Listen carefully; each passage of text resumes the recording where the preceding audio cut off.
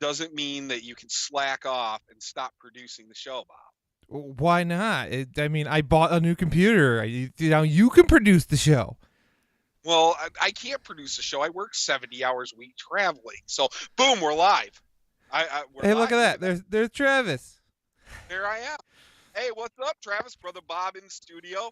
Eventually, I'll be in studio. I think we're going to try and this Sunday, we're going to try and endure FastLane and actually do a pay-per-view, our first pay-per-view companion, right? That would be fantastic. Crossing fingers. So that means more production on my end, trying to figure out how we're shooting this, right? You'd be all right. So, yeah, man, we've got a plethora of stuff to talk about in the wrestling world. Yeah, you can't tell what I'm excited about, can you? Based on what shirt I'm wearing currently. I can't. So because I'm on my phone and I've got technology's great and it does allow us to shoot the show when I'm traveling and on the road. And I've been a little vexed, not to get way off on a sidetrack, but I really need to take and get one of the mics that we have there. There's one mic that will work really well for me on the road, and my audio quality. Sorry guys about the audio quality. My headset's okay, but it's still not up to my standards. But I can't really see it because I've got Skype inside of a window on my phone. So what the hell are you wearing? I'll help you out. Rapungi 3K 3K 3K. Rapungi 3K Okay. 3K 3K. Yeah. Okay. My Rocky Romero Rapungi t-shirt. Yeah. Because Rapungi 3K, new junior IWGP junior tag team champion. So. Yeah. So we've got all right. So we've got signings. We have not signings. We have unfortunately we've lost some folks.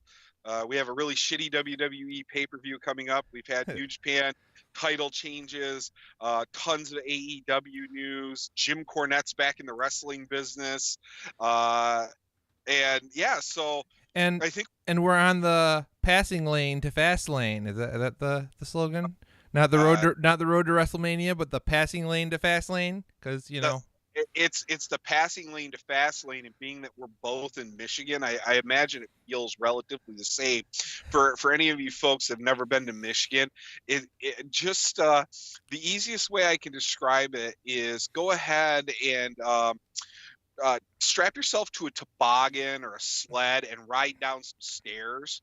It's the same thing driving on our road. So it's very bumpy, but we got that new 45-cent per gallon gas tax we could look forward to. That's a whole nother podcast. Hashtag that's a whole nother podcast. So we did lose a couple folks, unfortunately. Mass Destroyer passed away. He was a little before my time. That's kind of one of my dad's wrestlers, big in the, started wrestling in the late 50s. Yeah, early before 60s. My time. Big territory guy, really well respected, had a good long run, career and life. He was in his 80s, little before my time, but just a notable guy. I recognize the name from, the late 70s and whatnot, and going back and you catch some videos on YouTube and his name would pop up. And obviously if you listen to anything that, Cornette does or any of the old time guys do, that name would pop up every so once in a while. So we lost him. We also, one that's more in our wheelhouse, Bob, especially my wheelhouse, King Kong Bundy. Man, he was a big, menacing, ugly, scary heel in the 80s. Right when I was a young kid getting into the WWE, and he just looked like he had that look. He was one of those big, menacing, nasty, evil-looking heels, and we lost him as well. So thoughts and prayers and well wishes to the family and friends. Hulk Hogan said it pretty well that there wouldn't be a Hulkamania if not for King Kong Bundy, because that's that guy who put him over and really helped Hulkamania become ingrained in fans. And he was like a top heel at the time. He was the guy who would get over your baby faces. Well, he really was one of, if not the top heel. Like, Yep. I mean, yeah, everybody thinks of, when they think of Hulkamania, they think of, WrestleMania 3, they think of the Andre Slam, but, Andre was really, winding down at that point. And he really was a baby face because he was such an attraction for so long. Like, Bundy was the big, ugly, nasty heel guy. And high praise from Hogan. I like, I've watched some of the Bundy shoot interviews that are on YouTube and whatnot. He was not afraid to tell it like he saw it, and it's super interesting. I'd encourage anybody go watch some of those. But yeah, always sad to lose, pieces of our, wrestling history as fans. And Absolutely. I can only imagine, people that worked with these guys and like these guys and, have a personal connection with them. It's even tougher. So we definitely want to do send our thoughts out to anybody who had a connection with them. That's always tough.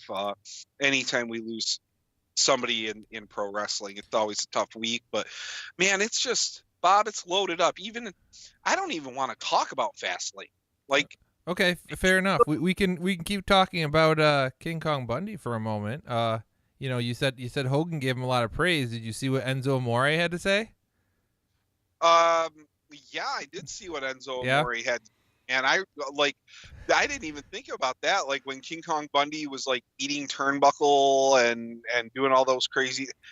Yeah. Yeah, Enzo Amore being Enzo Amore. It was funny Bully Ray calling him out though. Like, how you screw that up? Like, so if you missed it, and I don't think anybody really missed this, he did post one picture of Bundy, right? Mm-hmm. When he was like, "Oh, King Kong Bundy, blah blah blah." He posted one picture of Bundy and one picture of George the Animal Steel, and it just, I don't even know, man. Like, it's Enzo Amore. I really do. What do you expect out of this guy? I mean, it would be as if somebody, like, if Hogan passed away and somebody was like, man, Hulk Hogan passed away, and then had a picture of Hulk Hogan in his NWO bandana and a picture of Macho Man in his NWO bandana, and said, man, I remember my childhood when Hulk Hogan was selling those Slim Jims. He was like, ooh, yeah, brother. Yeah. Like, no. I don't know, man. At least Bundy and George the Animal Steel kind of looked alike. They were big. Hogan crazy. And Savage kind of looked alike when they were wearing their NWO gimmicks. I guess, man. Hogan had a black beard. Macho had a black beard. The only difference was the mustache. All right. Well, anyway, let's. So we do have FastLane coming up, and it is probably the least compelling thing this week, in terms of wrestling. Like, Raw and SmackDown, like the most interesting thing that's going on in WWE aren't even happening on their TV. Let's start there so we can get the WWE out of the way. Ronda Rousey broke the collective internet of fans, apparently, because it's still real to them, damn it. Well, the crazy thing about Ronda, it was a roller coaster last week, man. Like, it was all over the place from reports. Like, it went from, I guess we'll start at the beginning. It went from, we started out with the reports that Ronda was, people were unhappy with her backstage because she was basically calling, Becky's move fake and exposing the business, right? And we heard these rumors that, she was being, in some heat backstage. And then the next thing we heard was that Ronda was legit upset with Becky because Becky, just kept calling her out on Twitter. And she was unhappy with that. And then, of course, we got Monday night where there was like this epic heel turn. So it has been a whole lot of stuff within like a short time in this whole Becky Ronda thing. And the question is, how much of it's a work? Well, if you ask the fans, none of it's a work. Like, some of the fans, or all of it's a work. It's either none or all. I'm going to lean towards this is one of those work shoot things. Like, I think there's a little bit of animus. There's got to be frustration on all parts. You know what I mean? Because the booking has put Ronda and Becky and Charlotte all into really not great positions. Yep. And they have to deal with that. And I can't imagine it not being frustrating on a performer level where you're trying to get something over. And the booking is just not even, it's not just not helping you, it's hindering you. So there probably is some tough feelings, you know what I mean? But maybe not directed to each other. You know how that is. Like, and they kind of work that in. So, and this all ties into see, this is why this week is so tough to talk about, because there's just the sheer volume of information that has come at us this week has been crazy. So, in relation to this story, it also broke that Paul Heyman is taking a larger role yet again on the creative team, specifically when it comes to Ronda and this storyline and Brock Lesnar. So let's focus on that. I think, and the reason I think that this is much more work than a lot of people are willing to admit and the WWE is putting on, is because this feels like an angle that Paul Heyman would approach and kind of, okay, you're going to turn Ronda heel. How do you turn somebody heel that, like, yeah, okay, so Becky's got this kind of organic face anti-hero thing going, right? Charlotte's already getting crapped on in heel. It's going to be hard if reports hold to what we think they are, and this is either the co-main or the main event at Mania. First time women main event at Mania, or even second to last co-main event at Mania. Big, they get ample time. It's a big spot, right? Mm-hmm. You got to do this justice. And that Mania crowd is not going to accept anything but Becky as the babyface. It's just not. Like, let's be honest. Yep. The smarkiest smarks that smark from all around the world go to that weekend. And they pay that money to be at that show. And we see what happens. This is not the casual fan show.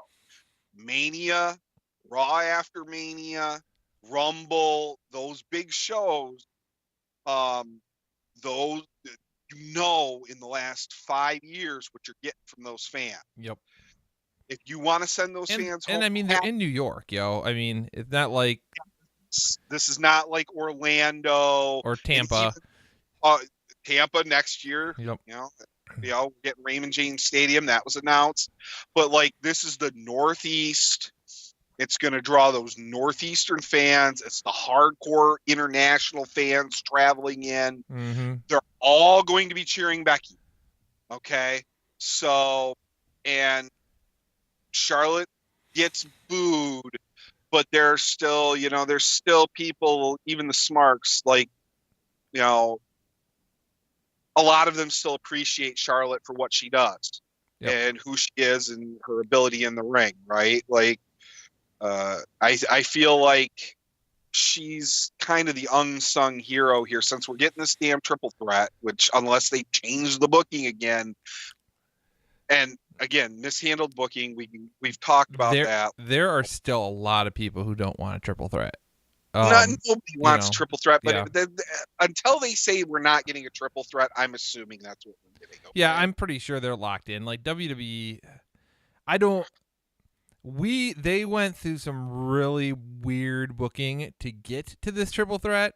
I mean, so if you look at it this way, you got Ronda Rousey as Raw Women's Champion. You have SmackDown wrestler Becky Lynch lose her championship, the next month lose her rematch, then somehow get her way into the Royal Rumble to win it to get a shot at the Raw Championship. Okay. That far you can kind of be okay. And then we have Vince McMahon. They take the opportunity away from Becky, and Vince McMahon arbitrarily gives it to another SmackDown women's wrestler, Charlotte. So now you have a different SmackDown Women's Wrestler versus the Raw Champion for no reason. And then they announce that Becky is going to face Charlotte in a singles match at FastLane, where not the winner faces Ronda Rousey for the championship, but if Charlotte wins, nothing changes, and if Becky wins, she joins the match. Like, it was such a roundabout way to get to this like point, and that's a lot of what we were saying. You know, the booking's been terrible, so I don't see any way they could go away from it being a triple threat at this point. Like, they have done so much work to get it there. Like, I don't know how they walk it back. Yeah, I don't think you can. So let's just assume that. So you have to, you really have to.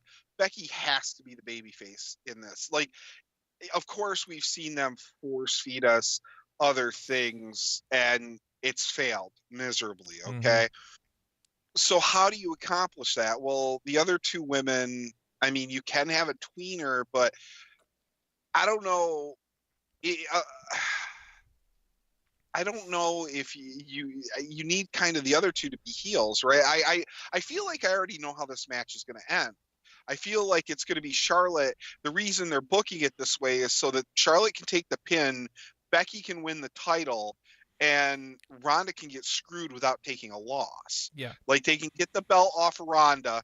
If reports are true and she's going to take some time off, they can take the belt off Ronda. She doesn't take a loss, right? Except, Charlotte, and that makes sense. But there's that report that says that the plan is at Money in the Bank to have Ronda get her rematch against Becky one-on-one, which to me says, like, I don't know why that isn't the WrestleMania match. One-on-one Becky and Ronda.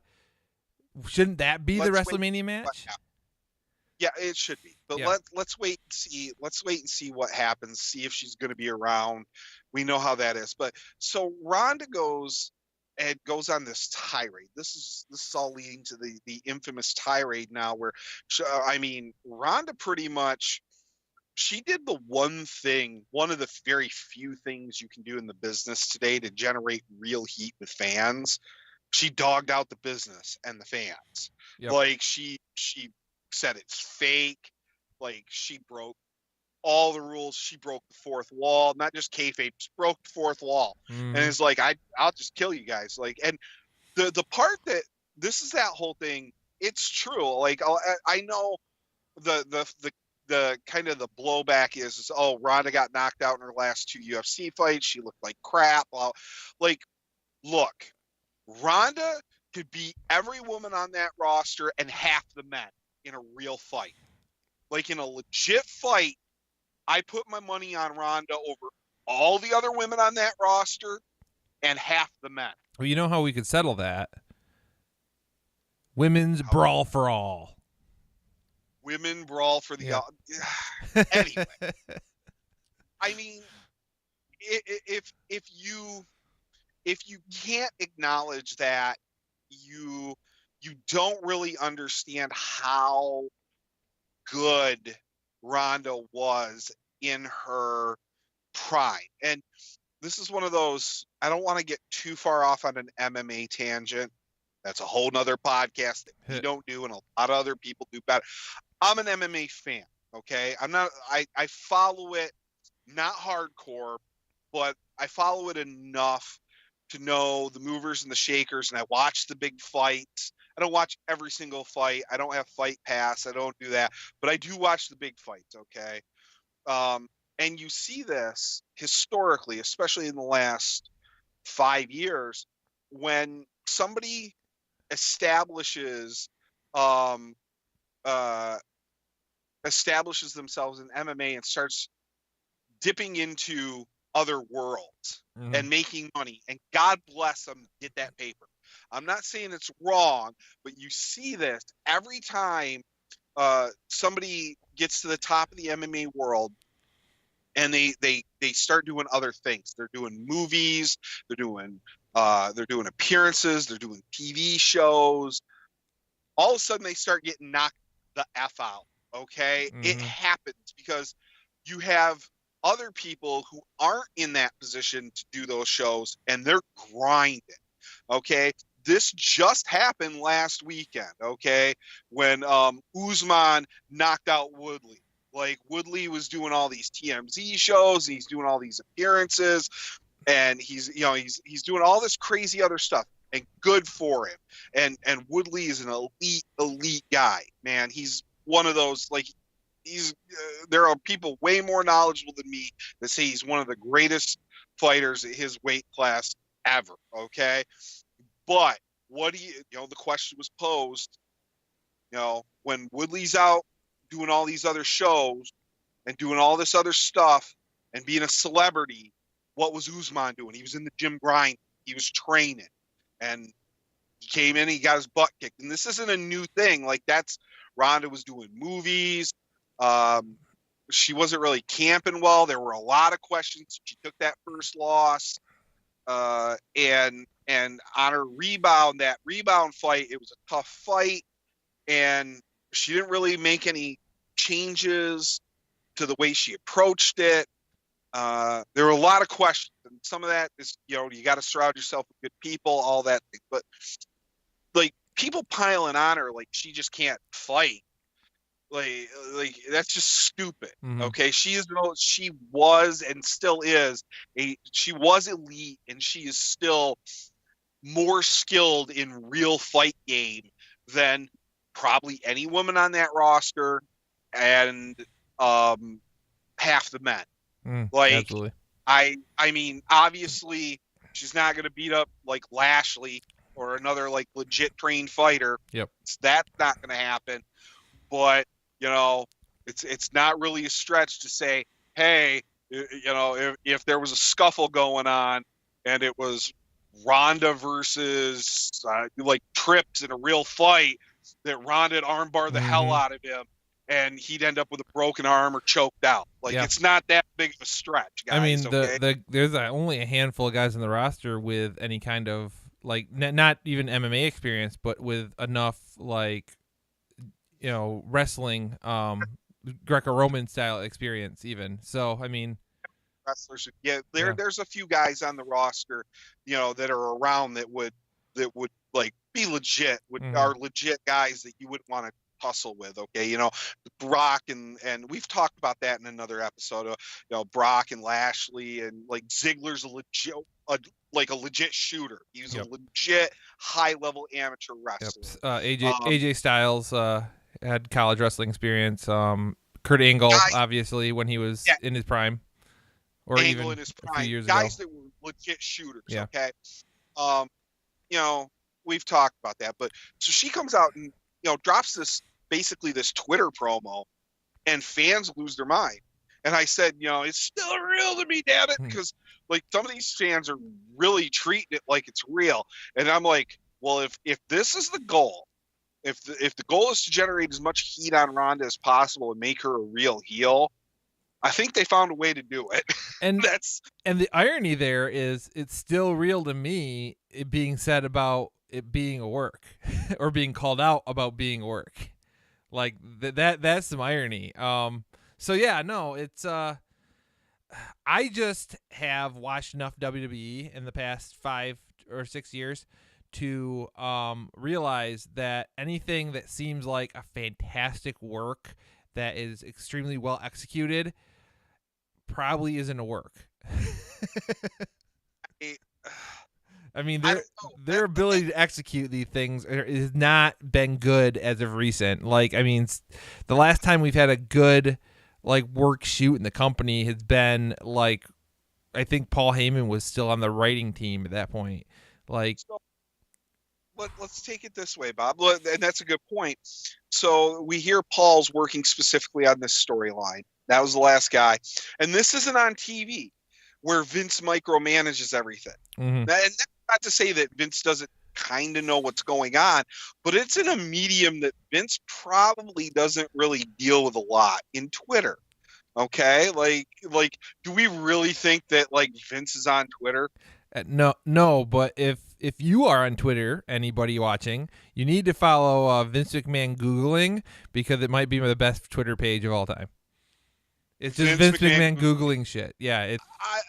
When you say the execution, I think that may be part of why it's not translating to the television execution as well.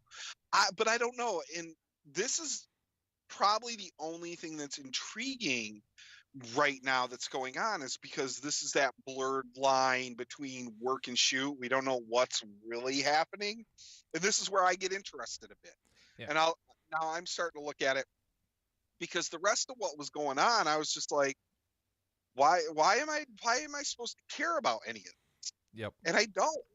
But this storyline, just in this week, with her going off and Charlotte responding and Becky attacking her, and I'm interested a bit again.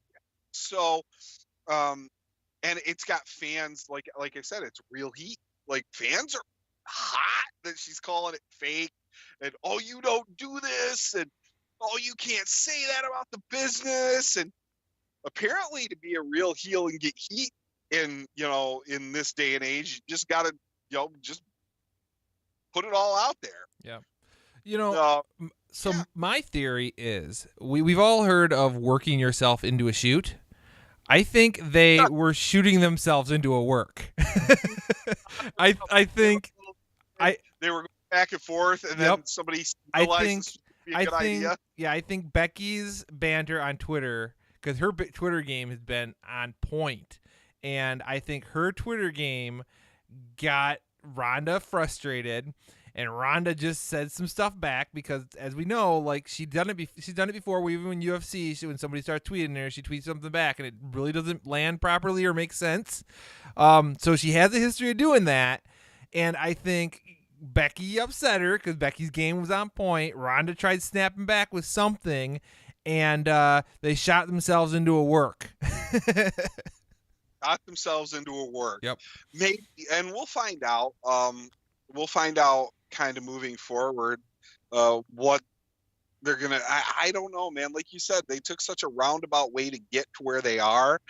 This is it. It's really ruining what could be an epic storyline. So we did touch on Heyman backstage. Jeff Jarrett joining the creative team in an executive level role. At least that's what reports are. How do you spell that? That's JEFF JARRET. That's double J, Jeff Jarrett. I'm not doing it, man. It's a long day. It's good for double J. I was not a fan of the WWF Jeff Jarrett character. I prefer slap nuts and more fun guitar breaking and crap talking Jeff Jarrett. But good for him. Kind of, Jeff has had a really up and down career. The well-documented personal problems, substance issues, his battles and legal issues with TNA and Global Force and Anthem and Dixie Carter and all that.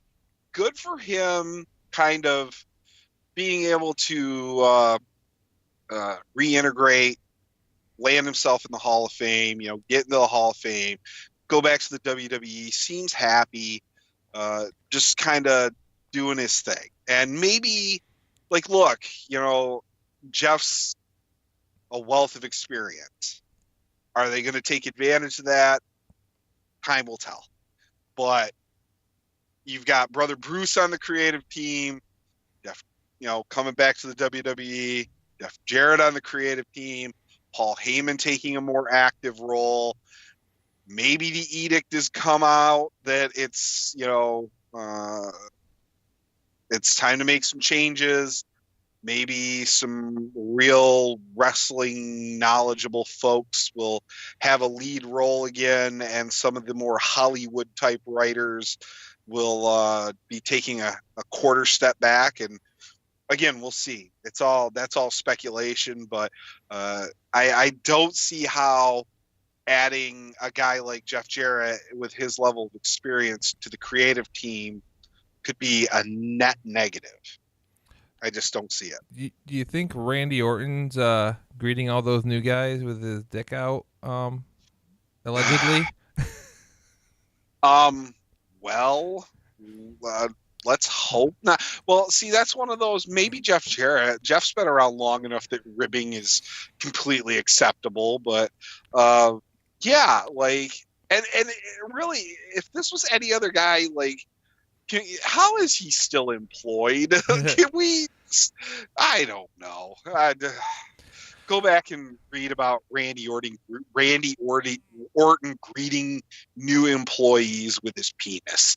I don't feel like rehashing it. Like, why did this sound like a Joey Ryan spot? Yeah, I don't get it. Is that like shooting yourself into a work at work? Is Randy Orton secretly like a Joey Ryan fan and he knows he can't do it like in WWE? So I don't know. He was just trying to get Vince to pop on some penis druids. He's like, druids. no pyro? Can I get some penis druids? Get the penis No, druids. damn it. There's a tag team right there. Randy Orton. You know what? We found a way that I would watch Joey Ryan. If they teamed him with Randy Orton. Teamed him with Randy Orton and they were accompanied by the penis druid and like Randy started the match. Starts and ends every match shaking his hand. Yeah. Like every match he goes over and he like makes the announcers like, yeah. Nah, and like, yeah, just Randy Orton grow the fuck up. So, all right. So we have all this wonderful news. Contracts expiring. We've got some fun news on contracts expiring. The first one I saw break this week was Jim Ross. Jim Ross's contract's up in March. He's not renewing, and reports are that he is being offered a multi-year, close to $1 million per deal with AEW. So much money, so much money that it's crazier than a pet coon. Okay. Yeah. That sounds very, very appropriate. I have not listened to anything. I haven't listened to Jim's podcast, so I don't know if that's a quote, but that's a Jim Ross classic phrase, man. Crazier than a pet coon and slobber knocker. Yeah, he's been around for so long. He's got like 30 of those. I didn't know if that was a direct quote. By God, King, that Mickey James crazier than a pet coon. Yeah. So I just didn't know if he had applied it to this situation. Not to this situation, I don't think he's actually acknowledged it. But he is parting ways with the WWE. We don't know if he's going to be calling matches for AEW or he's going to be working in a backstage capacity or some combination of the two. But it does look like Jim Ross is on his way to AEW, which we kind of remember way back when this was Jim Ross and Chris Jericho were starting a new wrestling promotion. Yeah, funny. They worked themselves into a shoot. They shot themselves into a work, like literally into a new job, full-time job. So JR's gonna go. We also had news that Anderson and Gallows are not renewing their contracts with WWE. And they are up in September, so we want to send out some sweet love to and say good luck, boys, because I'm going to say over and over and over again, and if anybody can get this message to Cody and the Bucks or Kenny or Tony Khan or anybody at AEW, and we're going to be tweeting this over and over and over again. The one thing I think AEW can exploit out of the gate is building a top level tag division and featuring their tag champions. Yep. Because you have the Bucks already. Bring in some more talent to work with those guys, and kind of build that. WWE's tag division, garbage. Everybody else's tag divisions really low on talent. Like, yeah. Effectively. Like, don't get me wrong.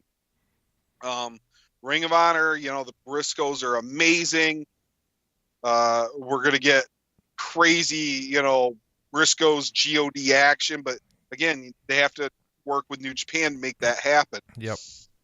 You've got Lucha Brothers, like Yeah, go ahead. You got that situation where, so the Bucks leave. They were wrestling both New Japan and Ring of Honor. So those guys aren't in the division anymore. The Best Friends went to AEW, so they're not in either of the divisions anymore. You have not a whole lot of junior guys in New Japan who've moved up to the heavies. So, you don't have, you got LIJ and you got Girl of Destiny over there still doing their thing. And I guess you got Archer and Bulldog, Davey Jr.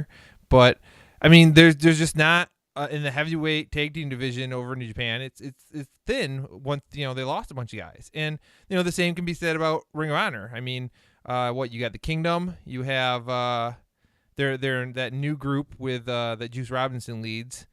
Him and Finley are over there now tag teaming, so that's good. You got the Briscoes, but they're short on talent right now too as far as tag teams. So we'll just have to see, like, and the Villain Club. You have that new faction, which they got tag team wrestling going on. They're looking good, but how long is the Villain Club going to stay a thing? Marty's contract's up after what, April? So, Yeah.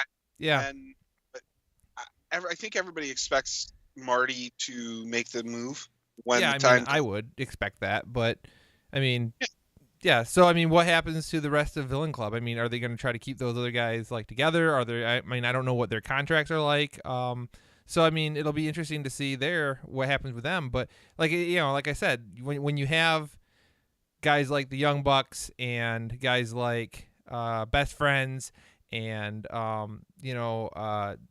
these guys, a whole faction like the Bullet Club, like the Elite, just kind of leave. Your tag division kind of takes the brunt of the hurt. Yeah, and that's taking nothing away from, again, those guys that are there. There's a lot of talent there, but when you only have 4 teams, it really limits what you can do. I really hope that AEW takes the opportunity and capitalizes on the fact that nobody really has a top tier tag division anymore, and they really give, like, I want to see. And this is the other thing I never understood with WWE, and we've harped on it. I've harped on it constantly. We've talked about it going back to the old show, why the WWE doesn't make the tag belts more important. You've got a built-in, when you don't know what's going on and you've got guys that are banged up, they need a week off, you've got a built-in main event for your Raw or SmackDown show by having the tag team champions defend their titles in the main event, right? You can always have a couple of meaningful feuds going. You have your tag champs, and they've got their primary meaningful feud, and you can always have kind of a secondary feud going on with another team, kind of locked and loaded as an emergency situation. Plus, they're just defending against the other teams in the division. If you have a stocked roster like the WWE has, and they've just never done it, we get the same boring ad hoc, tag team or 6-man matches or, fatal 4-ways that just end in, pins that don't make any sense and people taking losses that just make them look weak. Mm-hmm. I've never understood why they don't utilize the tag team division more. Well, rumor has it it's because Vince doesn't like the tag team wrestling. So, there's that, but I don't know. How do you not like tag team wrestling? Like, traditional tag team wrestling is when it's done well, okay? It is some of the best wrestling to watch. You getting the heat on the guy and then getting a hot tag and the comeback and the transitions and going through the spots, and then I love tag team finishers, cooperative finishers. And that's even got more entertaining nowadays. Like, so I remember in the 90s, you had your teams, they'd have their tag team finisher. Like, they hit a tag team finishing move. Every once in a while, you'd see like a double lariat or like maybe a superplex, like a one-person superplex. But now you have guys who have transitioning moves that are 2-man transitioning moves. So, I mean, there's so much more that can be done in a tag match. Things that you won't see in a one-on-one contest because there aren't enough guys there to pull it off. Yeah. I'll tell you I don't what, get it. Bob. I watched, and we'll talk a little bit about this. I hadn't watched much MLW.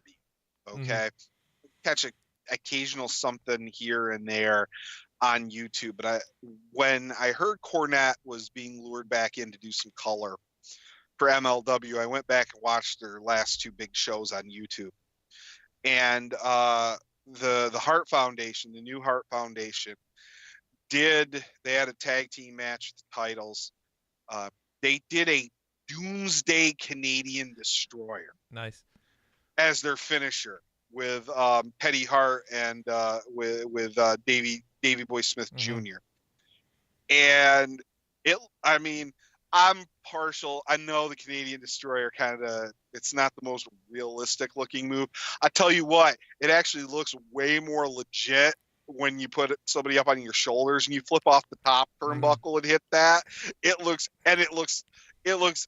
awesome. Yeah. Okay. It was a crazy great high spot.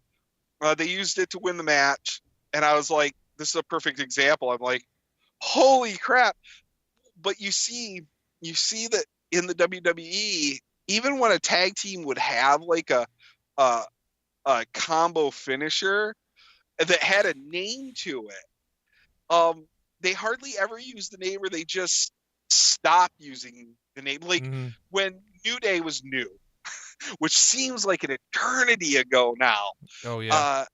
The finisher was kind of the combination of Big E's big ending and one of the smaller guys would go off the top rope, right? And they comboed, and they were calling it the Midnight Hour. Okay, you never hear it called that. Like whose finishing move that has combo finishing move that actually gets called that by the WWE announcer? I really, it's been a while. Like, I mean, I can think. They used to do it a lot because the 3D Dudley Death Drop and the I'm like the last 3 to 5 years. Yeah, I don't know. Shatter Machine, maybe. I mean, at one point they were calling the Magic Killer from Gallows and Anderson, but that was like right when they showed up, and I don't even know if they're still doing that. That's the only one I can really think of in the last year that I've heard. In the last year, they've called it the Magic Killer. Yeah. So, but usually the tag team would show up and they'd have their finisher. Good example of this is Ascension. They had End of Days, which looked really badass when those 2 guys would deliver that move. Especially you go back and watch their NXT stuff. Like, look, if you never watched NXT and you're like Ascension, those weird face painty jobber guys, they were really good in NXT, man. I was so over the moon. I was so happy when they were getting called up because I was like, God, man, it looks like they're going to build the tag division. These guys are great, and they were great in NXT. And then Vince got a hold of it. And it just went sideways. And they called End of Days, I think, once or twice on the main roster. And obviously they just kept jobbing them out and they went away. But same thing. They don't tag moves other than the 3D, like maybe the 3D before the Dudleys retired, was probably the last tag move that every time it was done, every single time that it was done, got called 3D. But that's more of I think a holdover of the fact that everybody knows what that is. Yeah. And you go listen to Bully or Bubba, whatever you prefer, talk about the way that WWE books their tag teams. He's not a real big fan. He'll be honest. He's not a big fan of it. And that's coming from a guy who, it doesn't seem like has sour grapes, but he's like, look, they do a lot of things I don't like. I worked there. I can speak firsthand. And he was really successful, so it's definitely not a case of like him being upset with his push or with what they did with him, but because I mean the Dudleys were extremely successful in WWE. Yeah. So probably the most successful. Really, I mean, like the Dudleys are probably the most successful tag team. They're in the top 3 or 5 all time, and they're definitely, from 1990 on. Yeah. Because like the Rock and Roll and the Midnight, they were still wrestling and relevant in the early 90s, but their heydays were late 80s, really. Yep. LOD as well. Road Warriors. LOD had Hawk not had his substance abuse issues and passed so early, who knows what would happen there. I mean, LOD was just a phenomenon. There's a reason they call it Road Warrior Pop, people. Like that's a real thing. They were just, nobody had really ever seen that before. Not to that like level, those jacked up guys and what they were doing. But like the Dudleys are an elite, all-time great tag team. Absolutely. And when you are part of an elite, all-time great tag team, and you say that as a member of that, and again in a very constructive way, not even trying to just be, spiteful, but saying, yeah, there's some real issues there, and I had to deal with them. You should probably listen. He can. I mean, go listen to Busted Open Radio. And he'll, I mean, it's really insightful for sure. So hopefully AEW takes advantage of the potential tag division that they have to build over there. I mean, they seem serious about it thus far. I mean, Young Bucks, Lucha Brothers, Best Friends, they're signing up tag teams, and hopefully they will continue to do so, and we'll see a well fleshed out division. I would imagine. So we did have some, as you're sporting the shirt and you're talking, we did have some title changes over in New Japan. Yes, we did. So I have not watched the show yet. Roppongi 3K, junior heavyweight tag team champions, as they beat Los Inco, LIJ. I'm not gonna try it. Yep. I don't even try it anymore. Yeah. I think that news was actually overshadowed by another announcement. It's the week of announcements. Yeah. Talk about an all-time great and a legend. One Jushin Thunder Liger announced that he's going to be retiring. Yeah, rightfully. I mean, what do you say? He's been around, like, Liger's been around forever, man. I mean, just my first time watching Jushin Thunder Liger was against Rey Mysterio in WCW. Yeah, WCW, and he's been to most of your major companies. Like, he wrestled WCW, he wrestled WWE, he wrestled NXT, he wrestled a match for TNA. He's been in New Japan. Like, he's gotten around, and word has it that while he is going to retire at Wrestle Kingdom next year, in his time between now and then, he is taking bookings for a lot of companies other than New Japan. He wants to work in different locations and different venues, places he hasn't got to work before, and like kind of a bucket list type thing. And I'm like, that's super cool. Like, just wanting to go around and hit all these places that you haven't been before, and let the fans who didn't get to see you that have that opportunity. That's amazing. Big farewell tour. That's really cool. And it's cool to be able to do that and kind of line that up, I saw another thing that I've kind of been keeping my eye on, like, tertiarily, and I'm going to have to do some more research before we do our next show. Have you seen or heard anything about Josh Barnett is doing a catch wrestling show called Bloodsport?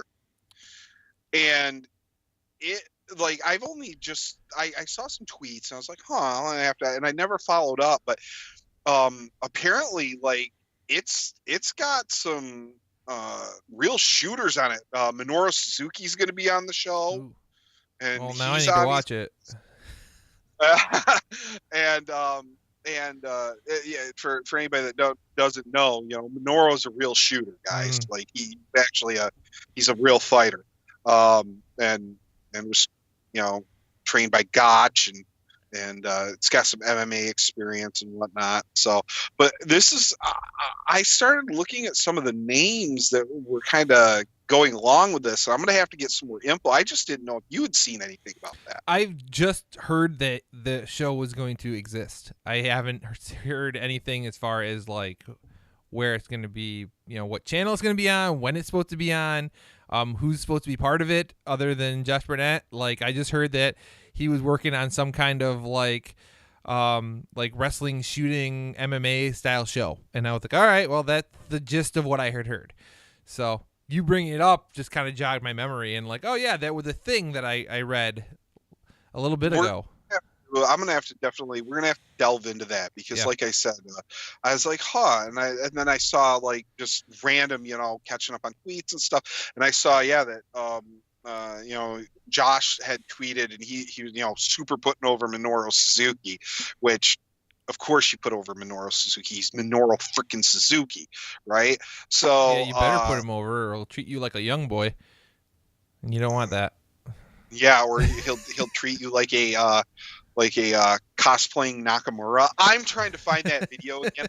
If somebody knows where to find that video clip, please tweet it to me.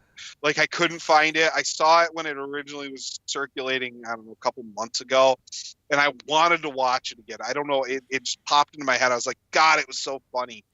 And please, if you know where to find it, point me in the right direction. I don't know where to find that one, but I do have somewhere on the computer the GIF of Suzuki like killing somebody with a bicycle, like riding it down the ramp into somebody.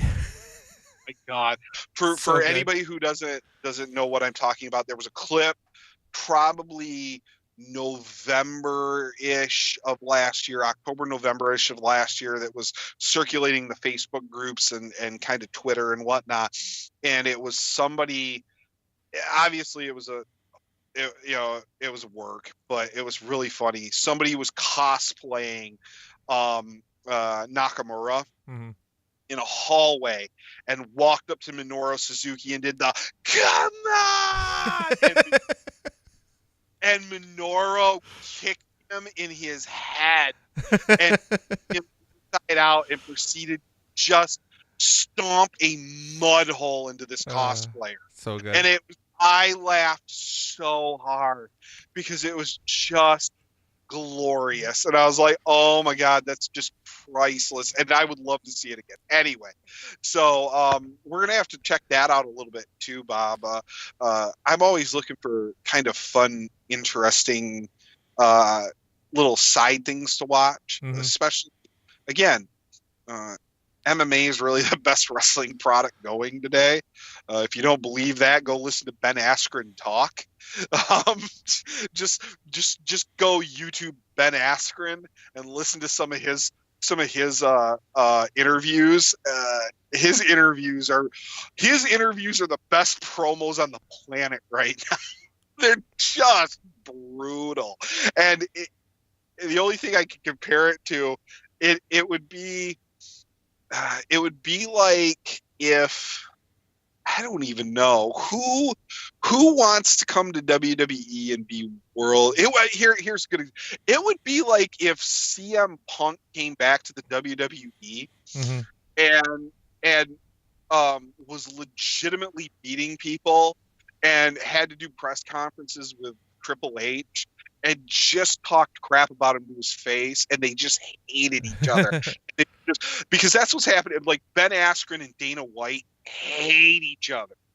And like Dana said, Ben Askren would never fight the UFC. The only thing that was more boring than watching paint dry was watching Ben Askren fight. And then they trade for Ben Askren, and there's still a lot of animosity there. So Ben is just like hammering Dana in these press conferences and all this, like this. It's probably the most stocked weight class, that welterweight, middleweight area, like that one, like 175, 160 area. It's loaded with talent. You have all these elite level guys at that weight, and Ben Askren's just there. He's like, yeah, I've never fought here before, but I'm still the best, and I'm gonna kill all of you. And he's so matter of fact about it, and just talks so much crap. And I'm like, all WWE has to do is watch what's happening in the UFC and like model it, like take the template and put it on their product. Well, and it'd be 500 times better. So the thing is, the WWE already did that, Travis. They did that as a work back in the 90s. You just described Austin McMahon. No, because it's not even that like over Dude, the top. The guy who hates his boss, who's beating everybody in the company and like stands up to him face to face and like says shit to him, and he just has to stand there and take it. Come on, you just described Austin McMahon. But no, but there is some difference. It's kind of like that, but it's different because less like, monster trucks. It was way less monster trucks. You don't have to worry about like Dana's not gonna like, send like 32 people down to the ring to screw Ben Askren. Like, is Ben Askren paging people and punching in 316? No. Or is he texting them? That would be the today's. To be fair, I don't know. Like I said, man, just go watch some of his interviews, man. And it's like, man, you don't even.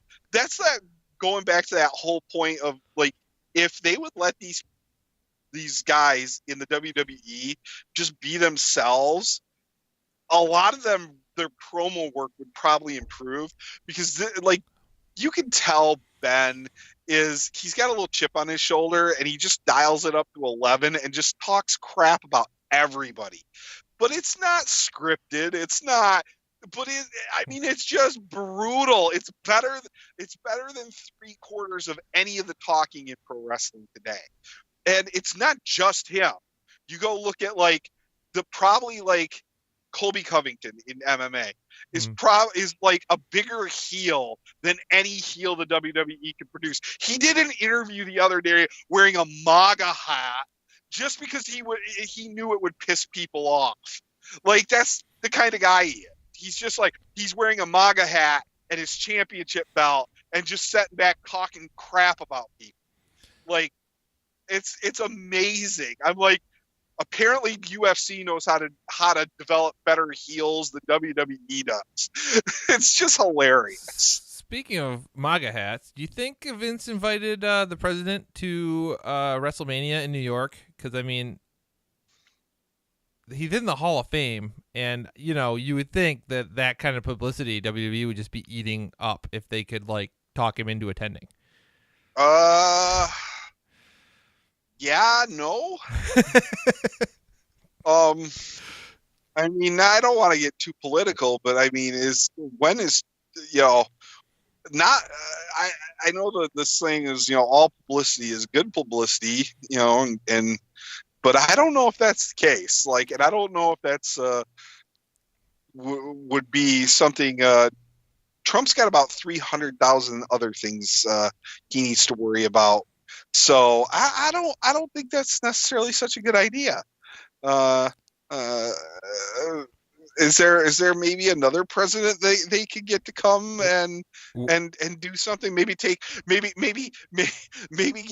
Kane to choke slam somebody through a table, another former president through a table. What's Obama doing? When is around, right? Like, Jimmy Carter's like 90 something and cancer free, right? When has either one of those people, Trump or Vince McMahon, been somebody that you would say made the best of ideas? I mean, yeah, see, now I'm kind of feel like now I feel like the president's going to be guest ring announcer for like Cena versus Roman. having like this vision where it's like, they do the They do McMahon versus Trump too, and they each send in their representative, but this time it's for control of the WWE versus presidency of the United States, and Vince goes over and becomes our new president, right? And, that's and where we're going with Trump sends in Jinder Mahal, and then Vince sends in The Rock. Oh, good Lord. Yeah. Yeah, it's the kind of thing I could see the WWE doing, legitimately. Yeah. Wouldn't surprise me one bit. They could have Trump show up and bring back Muhammad Hassan. Oh, good Lord. Dude, when was since you brought him up, was he the last heel that really had like real heel heat? Like real, I mean, across the board. There's always a couple guys who get, some of the fans a little hot. JBL had real fan heat, and I think JBL was still there after Hassan was gone. Yeah, but I didn't feel like people hated JBL, but I didn't feel like JBL had to worry about getting stabbed. I don't know. No, like after he legit beat up the Blue Meanie, he might not have made it out of Philadelphia without getting stabbed if he wasn't with the rest of SmackDown. But that's a little different. I'm saying like across the board, like as a full package. Like, yeah, JBL had go away heat. People didn't want to see him anymore. Like Muhammad Hassan had real old school heat. Like they shut that character in that rundown for a reason. Yeah. And it was because it was too hot for the time period. Mm-hmm. Which, okay, but I mean, like, he was getting crazy death threats. And I heard an interview with him probably, a year and a half ago. They got him to come. He did an interview. He's completely out of the business, but I don't remember what show. I'll see if I can find that so we can reference it and point people in the right direction. But there was a show that got him to come on. He did like an hour and a half and talked about his entire career and, his run as Muhammad Hassan and what happened and how white atomic hot that heat was, and like how he really legitimately had armed guards. And that's like the last guy. I mean, Hogan had some pretty legit heat in the 90s when he turned. Yeah. But like Muhammad Hassan post 9/11 doing the the racially motivated Muslim thing, like, was with the straight up terrorist gimmick. We can just that's what it was. I mean, it was pretty close. They were playing on. Yeah, guys in hoods come out attacking people for him. Like, yeah. Like that was the last instance of where a guy, like, I feel like fans really not just wanted to, but there was at least a coin flip chance that there was a handful of people that might jump the guardrail and do some bad stuff, legitimately. So it's just, and you listen to all those stories, the guys in the 70s and the 80s where, you listen to Hacksaw Duggan, where the 2x4 came from. That came from when he was working in Mid-South as a heel because he didn't want to, he needed to keep the crowds back. Like, that's a real story. That's where the 2x4 came from, he needed protection. Needed to protect himself. We did have Cody get attacked at 3 shows within 3 months, someone jumping the barricade and attacking him at Ring of Honor. So there was that for that short period there just before he went back face and did All In.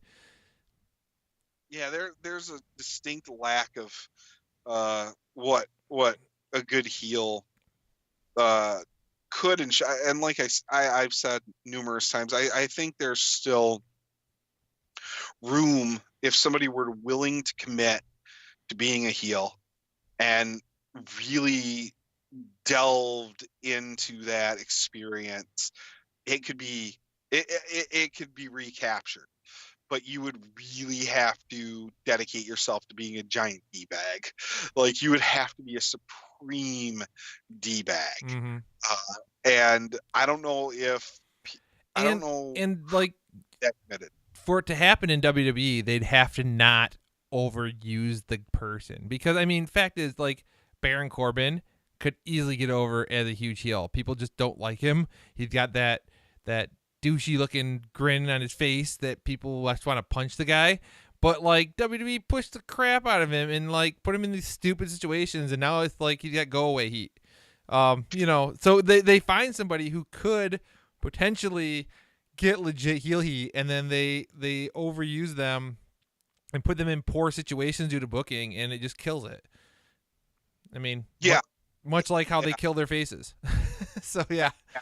I mean, that's a huge problem. I'm just saying that it's possible to happen. I did, since we're kind of just sliding in and out of topics. Maybe Jericho will be that dude in AEW. I mean, it seems with his recent work, he could be. He has the potential. It's a little tough though, because I think people would buy it to a point, but I don't know if he could get that level of heat, because he's at that point in his career where guys who have done his level of work for his length of time, they've kind of earned that, like that you're kind of a GOAT. You're one of the all-time greats. Yep. Status. So it's really hard to like go all in with them as a heel. Except for his current character is kind of playing that up, much like Hulk Hogan did when he turned heel, and he's saying like, AEW, you guys said we did it, but I did it, and I'm the one who brought everybody here, and you wouldn't have a company without me. And I'm like, all right, he's taking on some Hogan-esque tone there. I think if they go far enough with it, maybe. But the difference is Hogan turned at a different time. Like in his career, like Hogan had never been heel. Yeah. Like not for anybody's recollection. Hogan's, the closest thing we had really ever seen to Hogan being heel was Rocky. Okay. And people were already rejecting Hogan and the red and yellow and the classic Hulkamania shtick. People were over it. They kind of wanted to see something new. I don't think they were ready for it. It was just a little rumbling. You know what I mean? It wasn't everybody. He didn't have go away heat, but it was kind of something needed to happen. And so they seized that moment, and it worked beautifully. Whereas Jericho, I feel like, is already gone. It would be like if Hogan had done. It'd be like if Hogan. Here's a more apt comparison. I think when they brought back Hogan before Mania 18 to do Hogan Rock. Okay, Hogan was supposed to be the heel in that program, and the fans just rejected that because they were so happy to see what they were seeing. Like, it was just one of those moments. And not that Jericho isn't talented enough to get people to buy in as a heel, and like, I like the direction they're going in, but I think there's always going to be a little bit of, this is Chris Jericho, he's freaking amazing, and he's one of the all-time greats, and just look at his body of work. They're not, as much as you hate him, you're not going to really hate him. Jericho, because he's so good and he's been so good for so long, and he is in that list of guys who are one of the greatest ever, and he's at that point in his career where, people just, they want to appreciate him for his body of work. And I don't think Hogan was there in 96 where people just wanted to appreciate Hogan for his body of work. They wanted Hogan to do something different. Yeah. Again, I don't know. Like, again, Jericho's so talented. Can he pull it off? Yeah, I can absolutely believe he can pull it off. Do I think he can get to like super atomic levels of heat?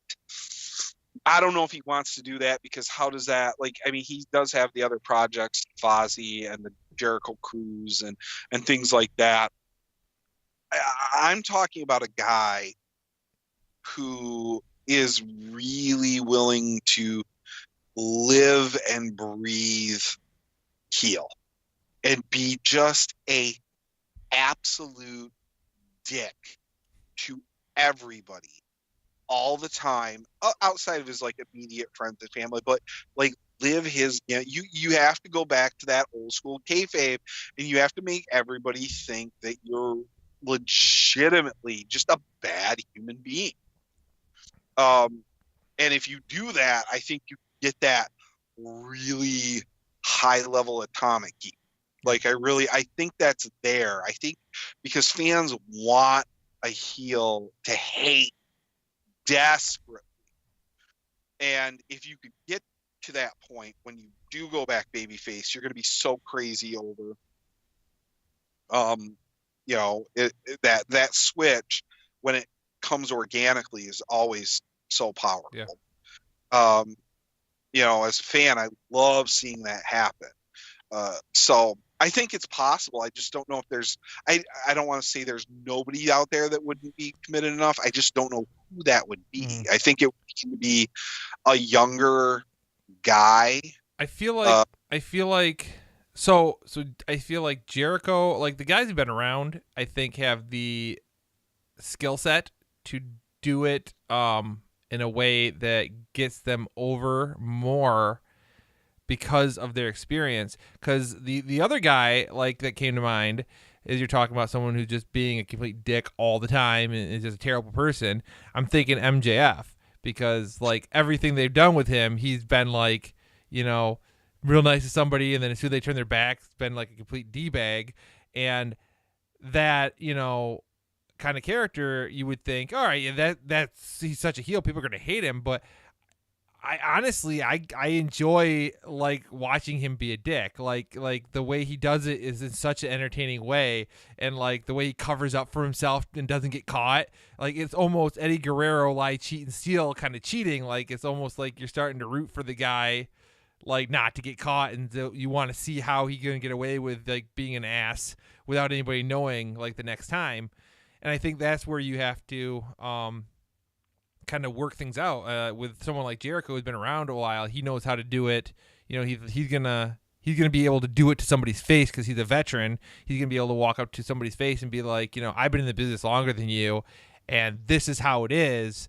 I'm the real draw. You suck, and can get away with saying that to like Cody Rhodes' face or the Bucks' face. Where someone like MJF, a younger guy, who's newer to the business or even just newer to the audience, can't get away saying that because the audience is going to expect those kind of veterans to turn around on him and just beat the crap out of him.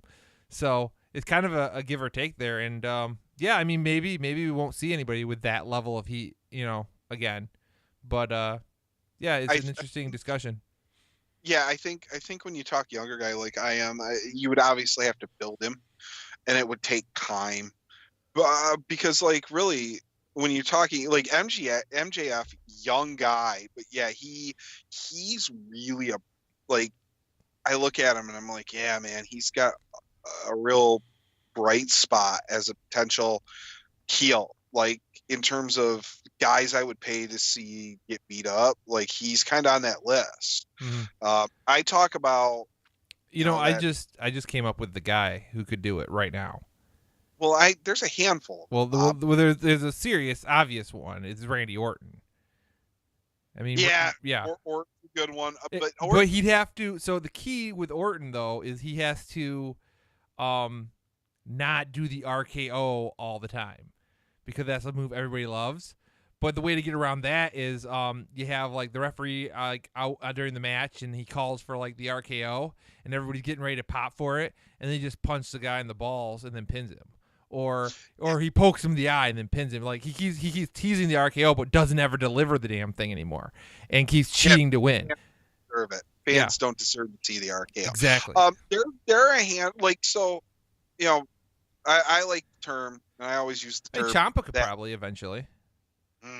I mean, he's on his way to that. So he was on his way. Talk a little bit about that in a second, because I was going to mention him. I like using the term the ineffable hateable quality. It's that they have something hateable about them that is, you can recognize it but not define it for whatever reason. And there's always a handful of those guys out there. you look at him and you're like, God, I don't like you the way you walk or the talk or whatever. Orton's a guy that has that, and he can dial it down pretty well for short periods, but it always pops back up. Yeah. Orton, I think in the ring, Batista's a guy that has that quality. I feel Batista's a natural heel. I know that he's never going to be the heel Batista that he was because of Drax and all those other things. But yeah. I'm just saying, in the ring and in the wrestling business, he has that. EC3 is a guy that has it. Unfortunately, as we were seeing, he's being completely mismanaged. Yes. Ciampa, and this is a good time. Ciampa has it, unfortunately, 12 to 14 months. Neck injury, underwent neck surgery. They've already pre-taped. He's going to relinquish the title. That's a sad day, man, because his run as NXT champion has been nothing short of fantastic. Yeah. And this is why you don't shotgun people up to the main roster and stick them on TV and without, putting some thought into it first, because apparently this he's been fighting a neck issue for a little bit, and I'm like, yeah, they maybe shouldn't have debuted him then, and then had him immediately go off TV for injury's sake. Yeah. It's a shame because he really is one of the probably top 2 or 3 heels in all of wrestling. Yep. He's so good. So he's a guy. He has that super hateable quality. Kevin Owens is a guy that he can just make you hate him. As much as I love watching KO, and I love his the things he does, and his trash talking. He knows how to push buttons and make you hate him. He's another one of those. So there are guys. MJF, great example of a guy. I just want to see him get his butt kicked all the time. I just want to see him get just beat up constantly. Silas Young's one of those guys. Oh my God, Silas! I didn't even.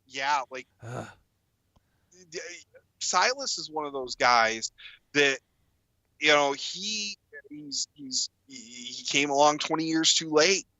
He would have been a top territory heel, man. I believe that. He's got that look. He got that look like Magnum TA or Rick Rude. He's got that.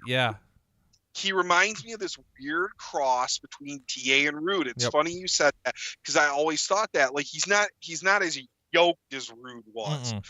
He's very other than Neville, no one's yoked as Rude was. Even Neville's not as Rude was next level. Oh my God, man. And so for anybody that didn't see it, go watch Rick Rude's Sting for the World's Heavyweight Championship in Japan. Yep. You want to talk about brutal promos?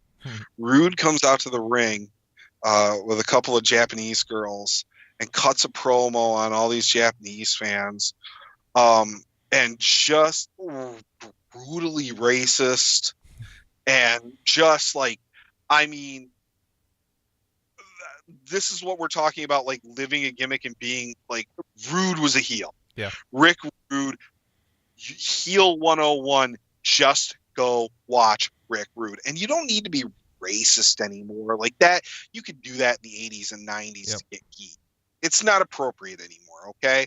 Time changes things. But you can still be a nasty, nasty person and learn by watching Rick Rude. If you want to be a heel, go watch him.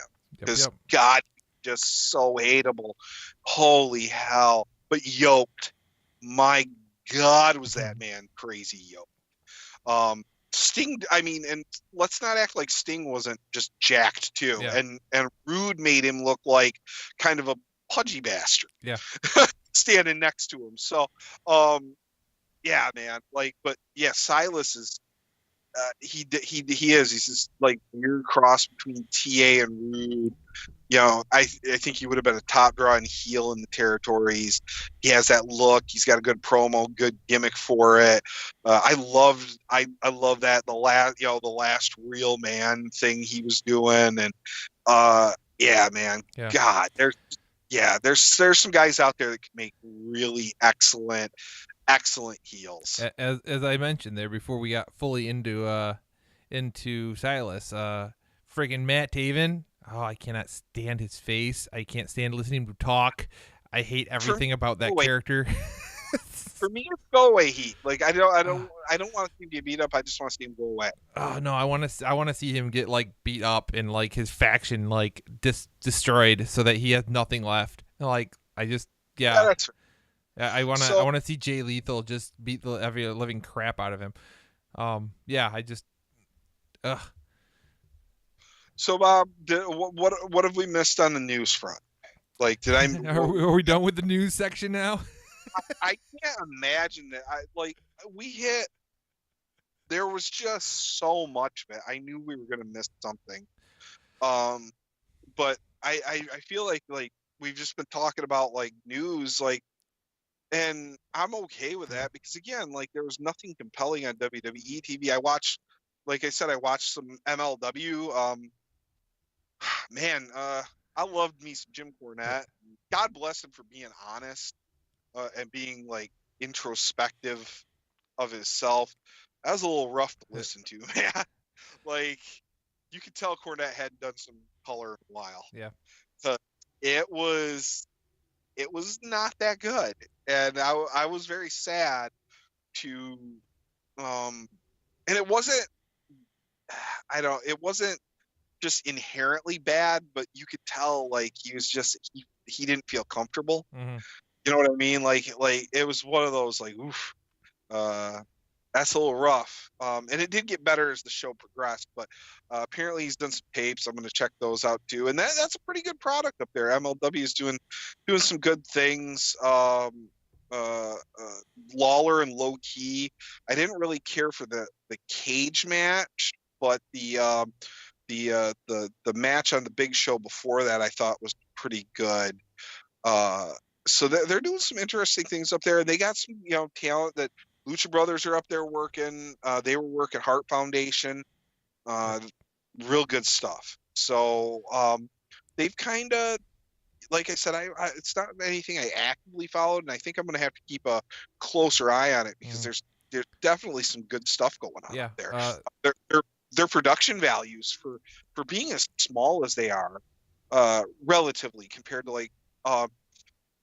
Man, they've really invested in their production. Which is good. I think in this time, this age and time here, we kind of see that you have to kind of invest in your production because you can't get away with like old school PWG, like hardly no lighting, no commentary at all, and just putting out your videos on the internet for people to buy. Like you got to put production into it. I mean, even your YouTubers who are just getting started have green screens and can put people over via Skype on their expensive ass computers. Boo-hoo. Yeah, realistically, I like especially like the lighting. I felt like their lighting and camera, their video quality. I know everybody's shooting in HD now, but maybe it's just the lighting helps so much. It almost outshines like Impact and Ring of Honor. Mm-hmm. Terms like I was genuinely impressed. And so yeah, I think I'm gonna have to start following. It looks like they have a YouTube channel and they update there regularly, and I'm just gonna have to start following a little more MLW. Have you watched any WoW yet? No, I have not. I don't get the channel. I went searching for it. I don't get the channel. I reached out via like the Twitter and was like, so where else can I watch this if I don't, have that channel? Because I went to their webpage and you had to put in your cable company to use their webpage to watch it on demand. So I'm like, all right, well, that's not an option. And quite a few other people had replied to my tweet and retweeted it and been like, yeah, I also don't have that channel. Where can I watch it? And I haven't seen anybody come up with a solution other than try to torrent it. And I'm like, as much as I'd like to watch it, trying to find non-WWE wrestling via torrent is a lengthy, difficult task that I just don't have enough time for. I'd love to watch the programming, though. I think, Tessa Blanchard, I'm a Tessa Blanchard mark, so if I can watch more Tessa Blanchard, I would like to do so, and she's on there. But, I don't have the channel, so I was just curious if you got a chance to watch it or not, but I don't know if you have access to it either. No, I get most of my. But you guys got Charter, right? Well, I'm never, Bob. Realistically, I'm watching most of my content through my phone. I get that, but like I said, their online thing. If you enter your billing info, Charter's online stuff is rough, man. I don't even want to get it. I got you. Let me break it down. The web page for WoW Wrestling. You can watch it on there, but you have to enter your provider information. What channel is it on? I'll tell you in a second. See, this is the problem. I don't even know what channel it's on. So I just know it's one I don't get, and I was like, what the? It could be. I think we'll have to look into it. Maybe I get it. If I do, yeah, Tessa Blanchard's amazing. So really enjoy watching her work. So, did you see that friggin' Sports Illustrated did an article about the Bullet Club?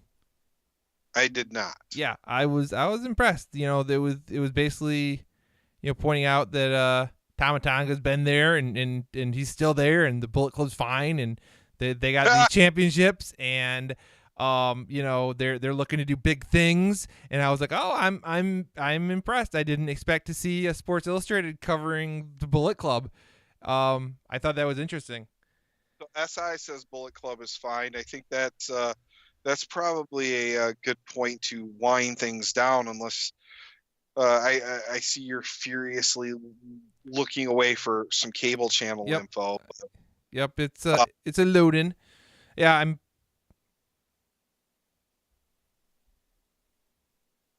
Access TV, which I used to have, so it's what New Japan is on, where they're late shows. I might actually have access. I'll have to take a look when I get home tomorrow. Okay. Yeah, Comcast has this interesting thing where they take away my channels. So I got Comcast to get at the time, I think it was Spike TV, so I could watch Impact Wrestling. And then Spike TV went away. But then Impact moved, and I was like, cool. So I could still watch Impact Wrestling. And then I was like, oh, thank God we get, what channel was it? I think whatever Lucha Underground was on. I'm like, oh, we got it. That's awesome. We have that channel. And then all of a sudden, that channel was gone. And I'm like, well, what the heck? And I guess enough people complained they brought it back in time for the next season of Lucha Underground. And I was like, thank God. And then I was watching New Japan on Access, and then I got New Japan World, so I stopped watching it on Access because, well, I had New Japan World, and I went to watch WoW, and I'm like, why don't I have Access TV anymore? So it's become a thing where they keep stealing all my wrestling off of Comcast, and it's frustrating, to say the least, but, it is what it is. But you'll have to see if you have that, because I would definitely like to watch it if it's at all possible. Yeah, we'll have to check that out, so... All right, brother Bob. One thing we should discuss, and I'll just pose it to you. What do you think the WWE has for Asuka to do at Mania? I mean, she's SmackDown Women's Champion. I mean, we got the top 2 women wrestlers on SmackDown wrestling the Raw Women's Champion at WrestleMania. What are they going to do with Asuka? She'll be on the pre-show wrestling somebody insignificant. So you're saying the writing team wasn't ready for Asuka? I'm saying that the writing team and creative, and the main roster was not ready for Asuka. Do you think maybe they try to bring somebody up from NXT, maybe like Kairi Sane or Shayna Baszler to like do something different? My guess, because I know there were thoughts that it was going to be kind of Mandy Rose Asuka. They were going to continue that. My guess is Asuka loses at Mania to Lacey Evans. That's my guess. So you're saying she's actually going to wrestle? I'm saying she's going to get the Fandango Plus treatment at Mania. Not only is she going to knock somebody off, she's just going to wrestle her first match and win a title at Mania in her first match. Is she gonna dance? I would hope not. I would hope that Vince learned his lesson, but the rumors is she is going to get like a Roman Brock Cena-esque push. Yeah, heard those rumors. I mean, they're everywhere. Mm-hmm. And why else would she be walking to and from the ring and all this? And I don't know. Like I'm trying to think like the only way to really push her that prominently would be to have her immediately start feuding with the champion, but because the top three and the champion is all of the one brand is all tied up, I think the only logical thing to do is, they're not doing anything with Asuka. Maybe that's why. My guess is we get Lacey Evans Asuka at Mania, and she wins the title right out the gate. That's just a guess. I don't know. Maybe they do that. Maybe they don't. But I don't know. I mean, either that or she'll be on, the pre-show or match number 2 or something. Yeah. She'll get 6 minutes against whoever is convenient that they can have her beat. Smackdown Women's Championship Battle Royal. Why? Why do you? I just see that being a thing. Why must you always end the show on a bad note? I'm just saying, like, I could totally see Vince say, hey, we don't know who's going to face Asuka. There's nobody we see that's, on her level right now. We want to put the belt on, Lacey Evans, but she's been on, hasn't been wrestling. So we need a way to do it without it being like upsetting the fans because we want her to be Roman. We don't want her to get booed like Roman. So let's do a battle royal and then she can win it. Let's not act like not wrestling disqualifies you from holding a championship in the WWE. In fact, not wrestling lets you hold the top championship in the WWE. True story. And with that, folks, I think we are all done.